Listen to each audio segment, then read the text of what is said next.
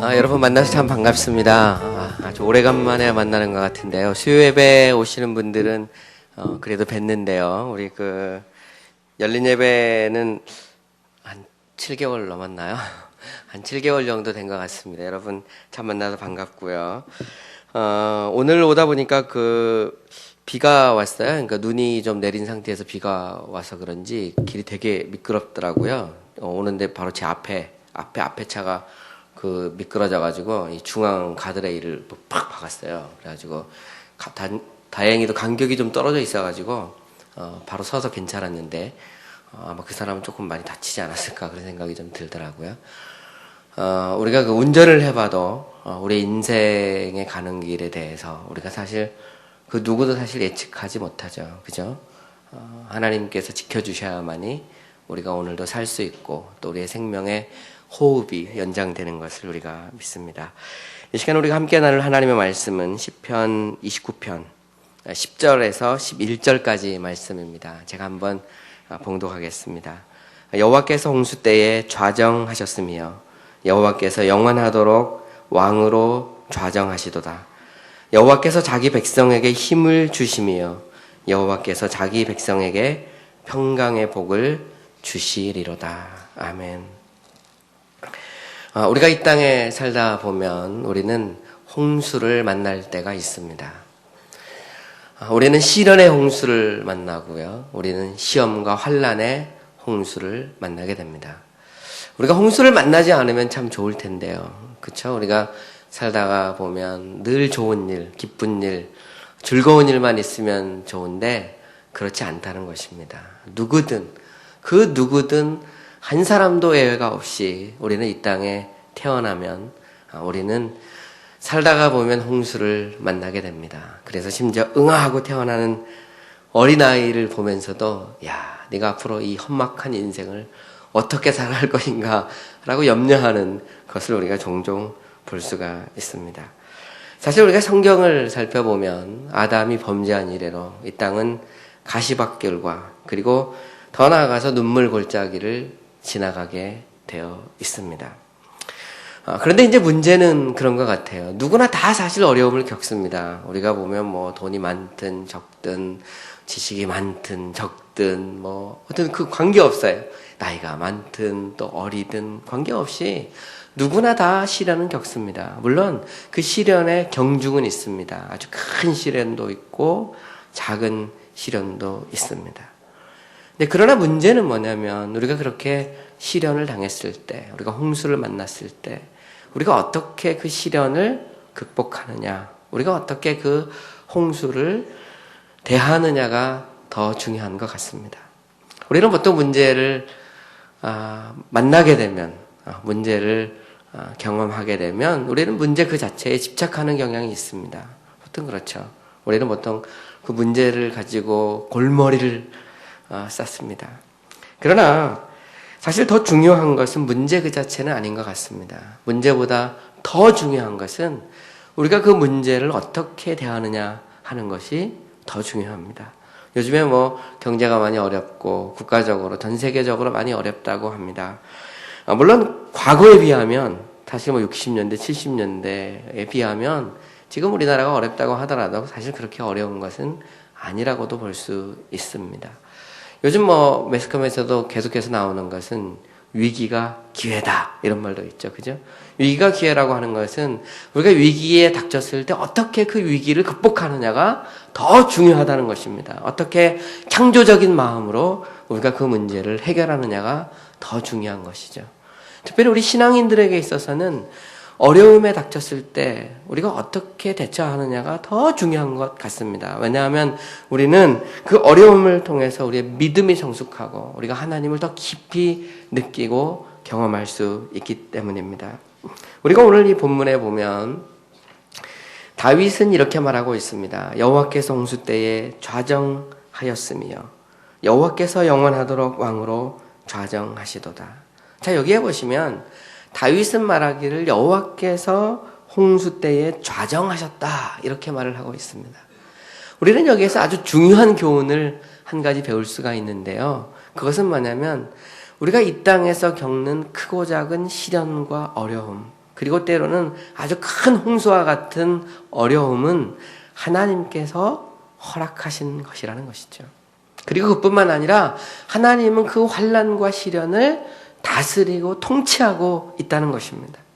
사실 우리가 이것을 인정하기가 그리 쉽지 않습니다. 우리가 평안할 때, 기쁠 때, 즐거울 때는 하나님이 나를 사랑하시는가 보다. 하나님이 나와 함께 하신다. 하나님이 나를 축복하시고 나와 함께 하시고 동행하신다는 것을 내가 분명히 느낀다. 이렇게 말하기가 쉽습니다. 그러나 우리가 어려움에 닥쳤을 때, 그때 우리는 원망하기 쉽습니다. 하나님, 내게 왜 이렇게 어려운 일을 주십니까? 내게 환난을 주십니까? 역경을 주십니까? 왜 내게 이런 일이 일어납니까? 라고 우리는 원망할 수 있습니다. 다윗도 그렇죠. 오늘 시편 29편을 쓴 다윗의 생애를 보면 다윗은 시련과 고난의 연속이었습니다. 그는 아주 어린 나이에 사무엘을 통해서 이스라엘의 왕으로 기름 부음을 받습니다. 그러나 당시 왕은 누구였죠? 사울이었습니다. 사울은 다윗을 시기했습니다. 미워했습니다. 심지어는 증오했어요. 그래서 다윗을 내쫓고 핍박했습니다. 그래서 어쩔 수 없이 다윗은 이스라엘 전역을 방황하는 나그네로 살아야 됐습니다. 그뿐만 아닙니다. 사울이 얼마나 다윗을 미워했든지 다윗이 전투에서 이겼을 때 자기의 딸 미가를 아내로 줬거든요. 다시 말하면 사위입니다. 그런데 자기 딸을 뺏어다가 다른 남자에게 주어버렸습니다. 시집 보내버렸어요. 2번 보낸 것이죠. 자신의 아내마저 빼앗겼습니다. 그뿐만이 아닙니다. 그는 살기 위해서 이방 땅에 가야 됐고요. 때로는 미친 사람 흉내를 내야 됐고요. 그는 사람들이 볼 때, 저 사람은 완전히 폐인이다. 미쳤다. 어떻게 저 사람이 왕이 될 수 있을까? 그는 수없이 많은 시련과 어려움을 겪어야 했습니다. 그런 다윗이 오늘 본문에 보면 무엇이라고 고백하냐면 여호와께서 홍수 때에 좌정하셨음이여라고 고백한다는 것입니다. 우리말 성경에서는 사실 좀 명확하지 않은데요. 원어 성경이나 킹제임스 버전에 보면 여호와께서 홍수 때에 좌정하셨다고 하는 원래의 의미는 여호와께서 홍수 위에 앉으셨다라는 말입니다. 다시 말하면 홍수를 다스리고 주관하시는 분, 그분이 하나님이시라는 것입니다. 하나님이 마치 수레를 몰듯이, 마차를 몰듯이 그 거센 홍수를 타고 움직이신다는 것입니다. 이 말은 무슨 이야기입니까? 우리가 이 땅에 살다가 겪는 어려움들, 고난들, 모든 것을 누가 다스리신다고요? 하나님께서 다스리신다는 것입니다. 하나님은 그것을 마차처럼 수레처럼 타시고 움직이십니다. 다윗은 그가 자기 생애 동안에 많은 어려움을 겪었지만 그는 고백합니다. 여호와께서 홍수 위에 좌정하셨으며. 여기서 좌정이라고 하는 말은 뭐냐면 왕으로 다스리고 통치한다 이런 말입니다. 예수 그리스도께서 그리고 하나님께서는 우리의 삶을 다스리고 주관하실 뿐만 아니라 우리의 어려움 또한, 우리의 홍수 또한 다스리고 좌정하신다는 것입니다. 우리는 사실 말로는 쉽지만 이것을 인정하기가 그리 쉽지는 않습니다. 우리는 보통 어려움을 겪을 때 원망하기 쉽습니다. 그리고 다른 사람을 향해서 우리가 비난의 화살을 우리가 돌릴 수가 있습니다. 그죠? 내가 왜 이렇게 어려움을 겪느냐? 그것은 내가 사람을 잘못 만났기 때문이다. 내가 지도자를 잘못 만났기 때문이다. 내가 덫에 잘못 걸렸기 때문이다. 내가 이렇게 어려움을 겪는 것은 남편 때문이다. 아내 때문이다. 혹은 아니면 부모님 때문이다. 혹은 아니면 주변에 있는 친구를 잘못 사귀어서 그런다. 우리는 수없이 많은 비난거리가 있습니다. 우리는 그것을 다른 사람에게 얼마든지 돌릴 수가 있습니다. 그뿐만이 아닙니다. 우리는 어려움을 겪을 때 이렇게 이야기하기 쉽습니다. 하나님, 왜 다른 사람이 아니라 저입니까? 왜 다른 사람이 아니라 나입니까? 하나님이 사랑하시다면 저 말고 믿음이 더 좋은 목사님에게 시련을 주시면 얼마나 좋겠습니까?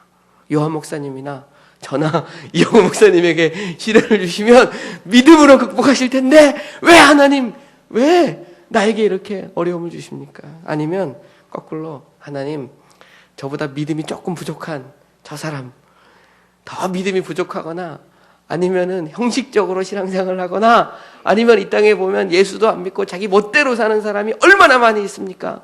그 사람에게 고난을 주시지 왜 내게 고난을 주십니까? 라고 우리는 얼마든지 반문하고 우리는 원망할 수 있다는 것입니다.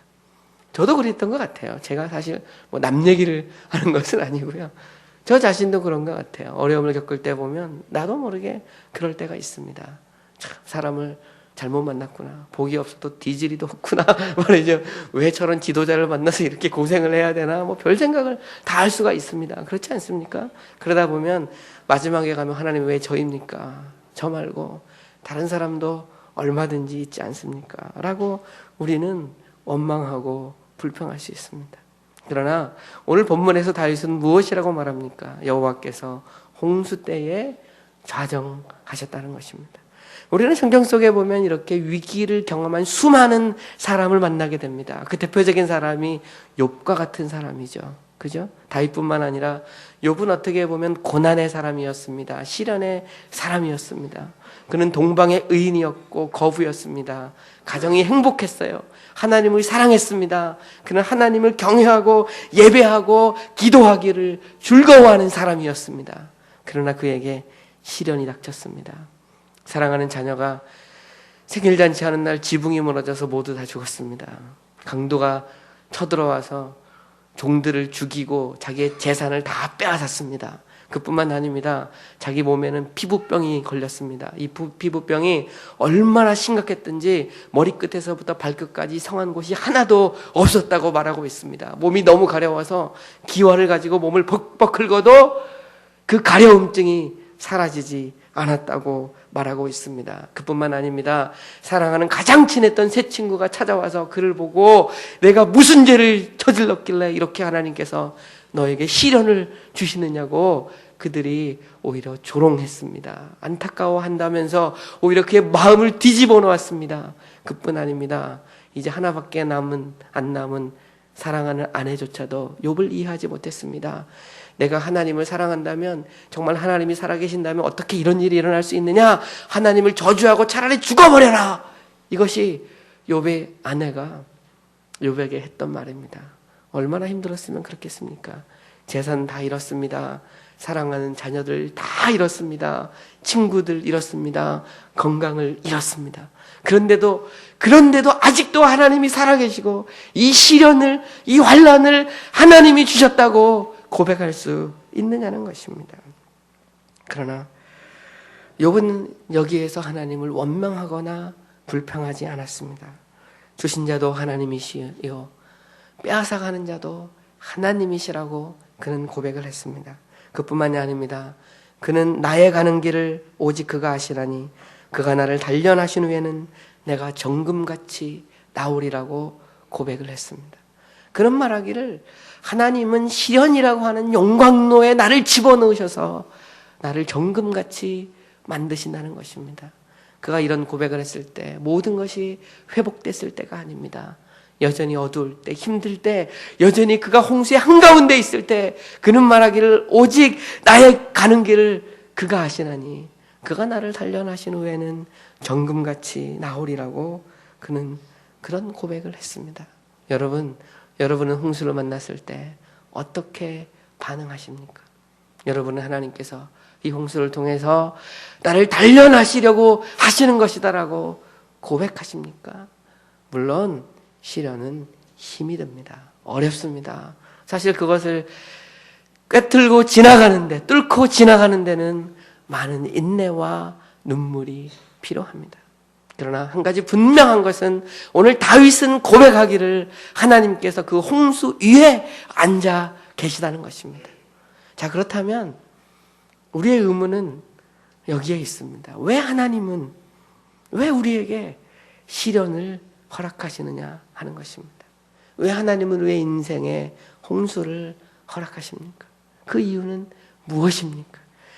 오늘 본문에서 다윗은 말하기를 이렇게 말하고 있습니다. 여호와께서 홍수 때에 좌정하셨으며 여호와께서 영원하도록 왕으로 좌정하시도다. 여기에 보시면 여러분들은 왕으로 좌정하셨다는 말을 주목할 필요가 있습니다. 하나님께서 우리에게 시련을 주시는 이유는 하나님은 그것을 통해서 자신이 우리의 왕이라고 하는 것을 인정받기 원하시기 때문입니다. 우리가 예수를 믿는다고 하는 것은 무엇인 줄 아십니까? 우리가 예수를 믿는다고 하는 것은 예수 그리스도를 우리의 마음의 구주로 믿는 것입니다. 예수 그리스도께서 나의 죄를 위해서 십자가에 달려 돌아가시고 그리고 나를 의롭다 하시기 위해서 부활하신 것을 믿는 것입니다. 그뿐만 아니라 우리가 예수를 믿는 데는 또 다른 것이 있습니다. 그것은 예수가 우리의 왕이라는 것입니다. 예수 그리스도가 우리의 주인이라는 것입니다. 그래서 사도 바울은 말하기를, 갈라디아서에서 말하기를, 내가 그리스도와 함께 십자가에 못 박혔나니 그런즉 이제는 내가 산 것이 아니요 오직 내 안에 그리스도께서 사신 것이라고 말하고 있습니다. 우리가 예수를 믿는 순간 우리의 소유권이 바뀝니다. 우리는 하나님의 백성이 되고 하나님은 우리의 왕이 됩니다. 우리는 그의 자녀가 되고 그분은 우리의 부모가 됩니다. 그런데 우리가 분명히 우리 삶 속에서 노래 부르고 인정하기를 좋아합니다. 예수 우리의 왕이여, 노래 부르죠. 그렇습니다. 하나님 우리의 왕이십니다. 우리의 모든 것입니다라고 고백합니다. 그러나 사실 그것을 가슴으로 느낄 때가 참 적습니다. 우리가 얼마든지 입으로 예수님은 우리의 왕입니다, 하나님 우리의 주인이십니다라고 고백합니다. 우리가 이성적으로 성경을 읽고 예배드리다 보면 우리도 모르게 그렇게 고백할 때가 있습니다. 그러나 문제는 우리가 얼마나 우리의 피부로 정말 예수 그리스도가 우리의 왕이십니다, 하나님이 우리의 영원하신 왕이십니다 라고 우리가 고백하느냐는 것입니다. 다윗은 말하기를, 막 홍수가 밀려올 때, 거센 홍수가 막 밀려올 때, 그때 그 홍수를 타고 오시는 그 하나님의 모습에서 그 홍수를 다스리시는 왕이신 하나님을 목격하게 된다는 것입니다. 이 말은 무슨 이야기입니까? 우리는 시련을 통해서 우리는 낮아짐을 경험하게 됩니다. 우리는 시련을 통해서 하나님이 우리의 왕이라고 하는 사실을 경험하게 된다는 것입니다. 우리는 어려움이 없으면 보통 잘 낮아지지 않게 되어 있습니다. 시련이 없으면 우리는 그 하나님의 사랑을 깊이 경험할 수 없습니다. 그렇기 때문에 하나님은 시련을 통해서 우리를 낮추십니다. 우리를 낮추세요. 우리는 어려움 속에서 하나님께서 내게 은혜 주지 아니하시면 내가 살 수 없습니다. 하나님께서 문을 열어주지 아니하시면 제가 이 위기를 극복할 수 없습니다. 하나님께서 지금 나와 함께 해주지 아니하시면 내가 살 수 없습니다 라고 고백하게 됩니다. 언제요? 우리가 시련을 겪을 때, 홍수를 만났을 때 우리는 겸손해지게 됩니다. 낮아지게 됩니다. 그렇기 때문에 하나님께서는 시련을 통해서 우리를 연단시키십니다. 예수님께서 산상수훈에서 복이 있다라고 말씀하신 사람은 마음이 부요한 사람이 아닙니다. 예수님은 말씀하기를, 심령이 가난한 자는 복이 있나니 천국이 저희의 것임이라고 말하고 있습니다. 심령이라고 하는 것은 마음을 의미합니다. 마음이 가난한 사람이 복이 있다라고 예수님께서는 말씀하셨습니다. 예수님께서는 또한 병든 자에게 의원이 필요한 것처럼 죄인에게 스스로 하나님 앞에, 하나님께서 내게 은혜 주지 아니하시면 내가 설 수 없습니다라고 고백하는 사람에게 은혜를 주시고 그에게 복을 주신다는 것입니다. 예수님께서는 말씀하기를, 부자가 천국에 들어가는 것이 낙타가 바늘기로 들어가는 것보다 더 어렵다고 말씀하셨습니다.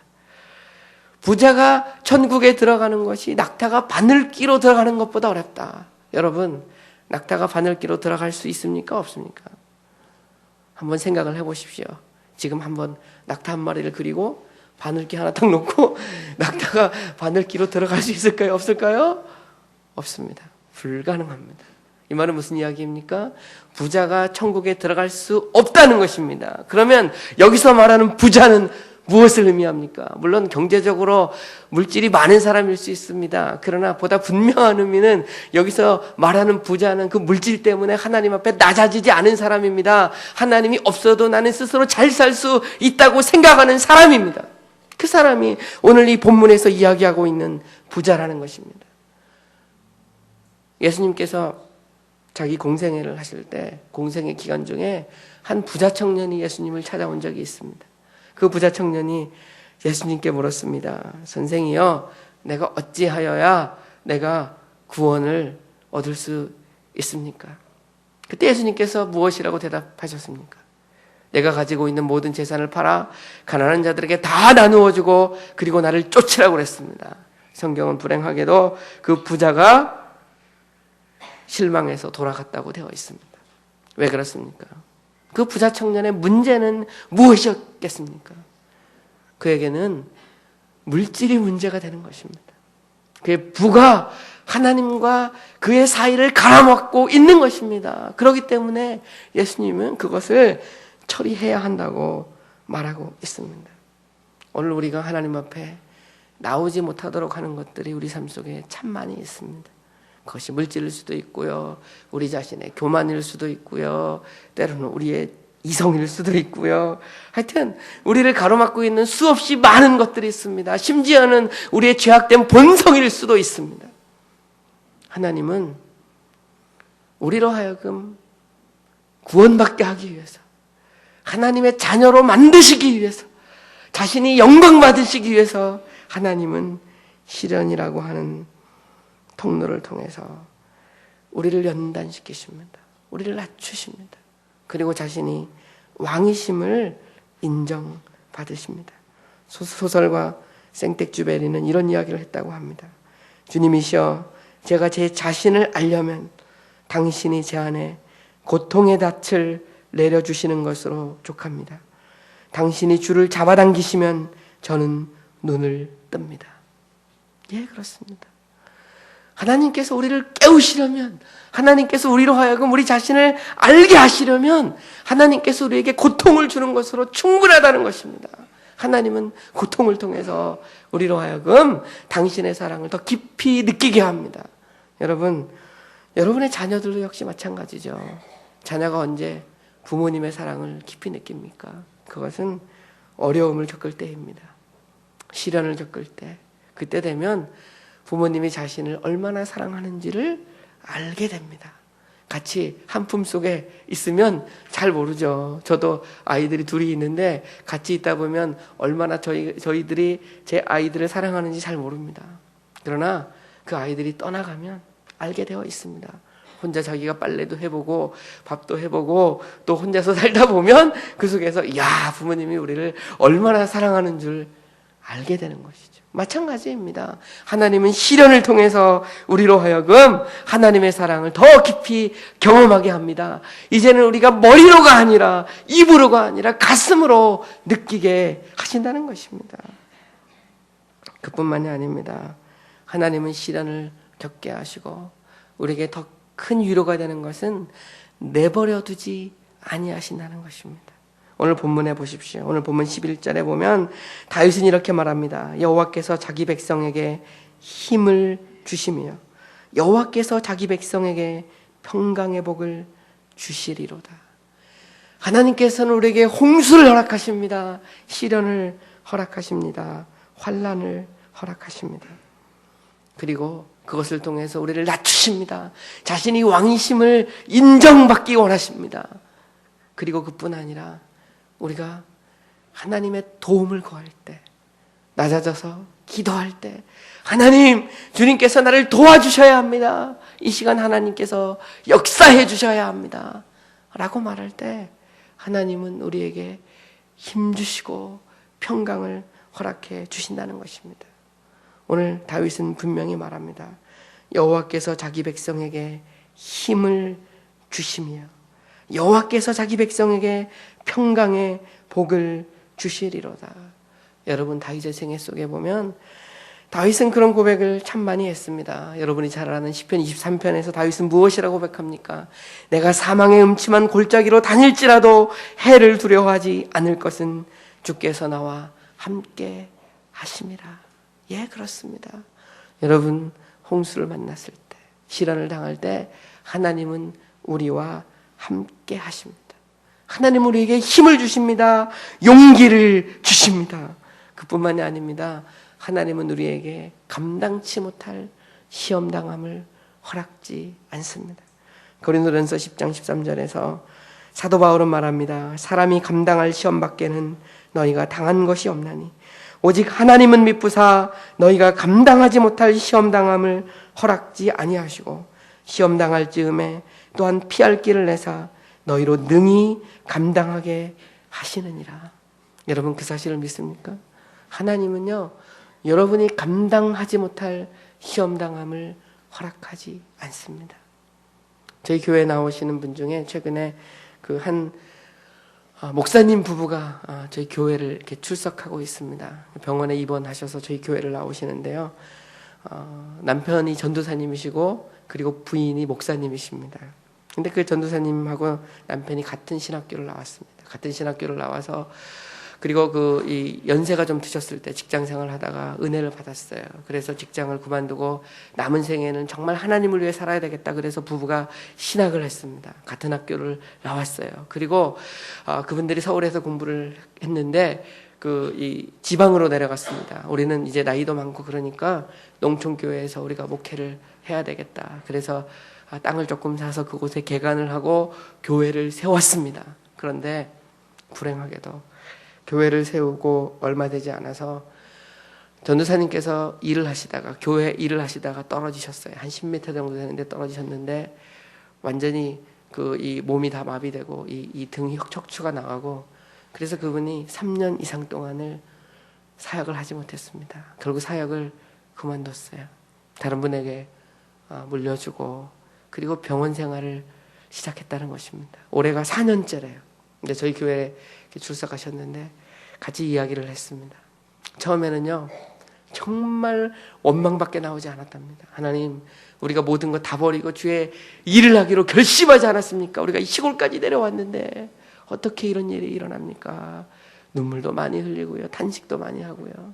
그런데 하나님께서 은혜를 주기 시작하셨다는 겁니다. 어느 순간부터 우리 전사님이 조금씩 회복되기 시작하고요.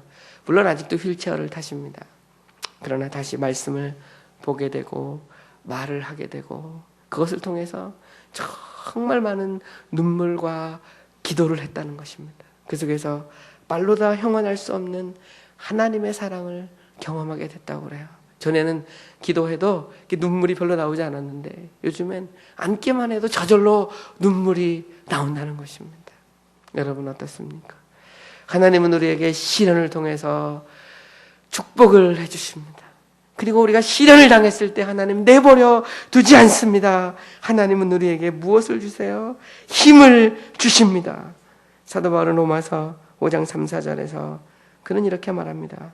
우리가 환난 중에도 즐거워하나니 이는 환난은 인내를, 인내는 연단은 소망을 이루는 줄 알매니라. 예, 그렇습니다. 우리 예수 믿는 사람들이 어려움을 겪을 때 세상 사람들과 다른 것이 있습니다. 그것은 우리에게 아직 소망이 있다는 것입니다. 하나님께서는 시련을 통해서 우리를 연단시키십니다. 우리로 하여금 그 하나님의 사랑을 더 깊이 느끼게 합니다. 그뿐만 아닙니다. 우리의 연약한 무릎을 일으켜 세우시고 우리로 하여금 능히 그 시련을 이길 수 있는 힘을 허락해 주신다는 것입니다. 그렇기 때문에 우리는 환난을 당했어도 그 속에서 평안을 누릴 수 있습니다. 오늘 본문에 보면 여호와께서 자기 백성에게 힘을 주시며 여호와께서 자기 백성에게 평강의 복을 주시리라고 그랬습니다. 여러분 여기에서 자기 백성이라고 하는 말을 주목해 볼 필요가 있습니다. 여기서 자기 백성은 누구입니까? 하나님께서 영원전부터 택하신 백성입니다. 사랑하셔서 예수 그리스도를 보내시고 피 흘리시고 구속하신 백성입니다. 성령을 통해서 죄를 깨닫고 하나님 앞에 자백하고 예수 믿고 하나님의 자녀가 된 사람입니다. 그 하나님을 자신의 왕으로 고백하는 사람입니다. 그 사람에게 무엇을 주신다고요? 평강을 주십니다. 힘을 주십니다. 예수님께서도 말씀하시기를 이것을 너에게 이르는 것은 너희로 내 안에서 평안을 누리게 하려 함이라. 너희가 환난을 당하나 세상에서 담대하라. 내가 세상을 이기었노라 라고 말씀하셨습니다. 예수 그리스도는 세상을 이기셨습니다. 부활은 우리에게 희망의 메시지입니다. 여러분, 죽음보다 더 힘이 센 것이 어디 있습니까? 죽음보다 더 무서운 것이 어디에 있습니까? 그런데 예수 그리스도는 바로 그 죽음을 이기신 것입니다. 그러므로 여러분 중에 혹시 시련을 겪고 있는 분 있습니까? 사람은 살다 보면 누구나 시련을 겪게 되어 있습니다. 홍수를 만나게 되어 있습니다. 문제는 홍수 그 자체가 아닙니다. 홍수를 만날 때 우리가 어떠한 태도를 취하느냐입니다. 여러분 어떤 태도를 취하십니까? 우리가 구약성경 출애굽기에 보면 이스라엘 백성들이 가나안 땅 입구까지 왔습니다. 모세 인도 아래 그들이 430년간 종노릇하고 모세 인도 아래 광야를 지나서 이제 가나안 땅 입구까지 왔습니다. 그들은 7일 길을 행진했습니다. 그리고 가나안 입구에 왔을 때 그들은 이제 가나안을 정복하기 위해서 정탐꾼을 보냅니다. 12명의 정탐꾼을 각 족속대로 그들이 선택을 했습니다. 그리고 가나안 땅을 정탐하게 했습니다. 그리고 나서 정탐꾼들이 돌아왔습니다. 그런데 난리가 났습니다. 그 정탐꾼 중 10명이 말하기를 우리가 그곳에 가니까 그곳은 정말 젖과 꿀이 흐르는 땅이더라. 정말 기름지고 하나님이 축복하시는 땅이더라. 여기까지는 좋았습니다. 그런데 말하기를 그곳에는 견고한 성이 있고 그리고 거인 같은 사람들이 살고 있고 우리가 그들과 비교할 때 우리는 메뚜기와 같다라 말이죠. 우리는 도저히 그들을 이길 수 없다는 것입니다. 우리는 이 광야에서 이제는 죽을 수밖에 없다는 것입니다. 그 말을 듣고 이스라엘 백성들이 목 놓아 울기 시작했습니다. 성경에 보면 그들이 밤새도록 울었다고 그랬어요. 밤새도록 울었습니다. 아마 그들은 그랬을 겁니다. 우리가 430년 동안 우리 조상들로부터 시작해서 우리가 얼마나 많은 역경과 고난을 겪었습니까? 그런데 이제 이곳에서 어디 무덤이 없어가지고 이제 광야에서 죽게 만드십니까? 차라리 우리가 노예로 살더라도 우리가 애굽에서 종살이하면 먹을 것도 있고 조금 더 살 수 있는데 왜 이곳까지 우리를 부르셔서 우리를 죽게 하십니까? 그들이 그냥 막 통곡을 하고 옵니다. 그때 또 다른 2명의 정탐꾼이 있습니다. 여호수아와 갈렙은 말합니다. 맞다, 그곳은 젖과 꿀이 흐르는 땅이다. 그리고 우리가 볼 때 저들은 누구냐? 분명히 그들은 키가 장대하고 성이 견고하지만 우리가 볼 때 저들은 우리의 밥이다. 홍해를 건너게 하셨다면 10가지 재앙을 통해서 애굽 땅에서 우리를 기적과 같은 방법으로 해방시키셨다면 광야에서 우리를 불기둥과 구름기둥으로 우리를 인도하셨다면 하나님께서는 얼마든지 저 성을 무너뜨릴 수 있다라고 그들은 외쳤습니다. 그러나 이스라엘 백성들은 그들의 말을 듣지 않았습니다. 그들의 시련이 그들의 앞을 가로막고 있는 가나안의 성들이 너무나 견고하다고 생각했기 때문입니다. 사실 그들은 그것을 눈으로 보지 못했습니다. 정탐꾼이 한 말을 들었을 뿐입니다. 가보지 않은 땅입니다. 하나님이 약속하신 땅입니다. 그러나 그들은 약속보다 사람의 말이 그들의 마음을 사로잡았습니다. 오늘 우리가 어떻게 시련을 이길 수 있습니까? 우리 눈으로 보는 것보다, 귀로 듣는 것보다 우리를 축복하시겠다고 약속하신 하나님의 말씀을 붙잡을 때 우리가 시련을 이길 수 있습니다. 여러분, 누구나 다 어려움을 겪을 수 있습니다. 문제는 태도입니다. 문제는 어떻게 우리가 시련을 대하느냐입니다. 오늘 다윗은 말합니다. 여호와께서 홍수 때에 좌정하였으며 여호와께서 영원하도록 왕으로 좌정하시도다. 여호와께서 자기 백성에게 힘을 주시며 여호와께서 자기 백성에게 평강의 복을 주시리로다. 하나님께서 여러분과 우리 교회와 나라와 민족을 축복해 주시기를 원합니다. 그래서 희망을 갖는 여러분들이 되시기를 원합니다. 우리 잠깐 기도하겠습니다. 오늘 우리 하나님의 말씀을 기억하면서 우리 다 같이 통성으로 우리 한 목소리로 기도했으면 좋겠습니다. 하나님, 저로 하여금 제가 겪고 있는 시련이 하나님께서 허락하신 것임을 믿게 해 주시옵소서. 그것을 통해서 당신이 왕이심과 내게 힘 주시고 평강 주시는 하나님이심을 믿게 해 주시옵소서라고 우리 다 같이 기도하겠습니다. 그리고 여러분, 기도가 끝나시면 자연스럽게 여러분 우리 주보 뒷면에 보면 마음으로 드리는 예배가 있습니다. 그곳에 여러분들의 고백을 한번 써보십시오. 또 그리고 함께 나누십시오. 하나님께서 여러분을 축복하시고 함께 하시고 은혜를 주실 것입니다. 왜냐하면 다윗의 하나님이 우리의 하나님이시기 때문입니다. 이스라엘의 하나님이 우리의 하나님이시기 때문입니다. 바울의 하나님이 우리의 하나님이시기 때문입니다. 그 하나님을 붙잡고 그 하나님께 여러분의 인생을 맡기십시오. 하나님이 축복해 주실 것입니다. 우리 다 같이 기도하겠습니다. 참 좋으신 하나님 아버지, 감사합니다. 하나님께서 우리를 사랑하심으로 오늘도 주님의 전에 나오게 하심을 감사합니다. 하나님, 우리가 힘들고 어려울 때, 약할 때 아버지 하나님이여 주님을 인정합니다. 왜 나냐고, 왜 다른 사람이 아니라 나냐고 아버지 하나님 우리가 원망하기 쉽습니다. 그러나 하나님 아버지, 우리가 원망하기보다 하나님을 인정하고 하나님 앞에 우리의 인생을 드릴 수 있게 원합니다. 우리 사랑하는 성도님들 한 사람 한 사람 붙잡아 주시고 아버지 하나님 이들에게 용기와 힘을 주시옵소서. 아버지 하나님의 어려움을 이기게 하시고 아버지 하나님의 그 어려움 속에서 우리 자신을 낮추는 아버지 하나님의 왕이심을 인정하는 우리 사랑하는 성도님들 될 수 있도록 붙잡아 주시옵소서. 우리의 연약한 무릎을 세워 주시옵소서. 우리를 강건하게 하여 주시옵소서.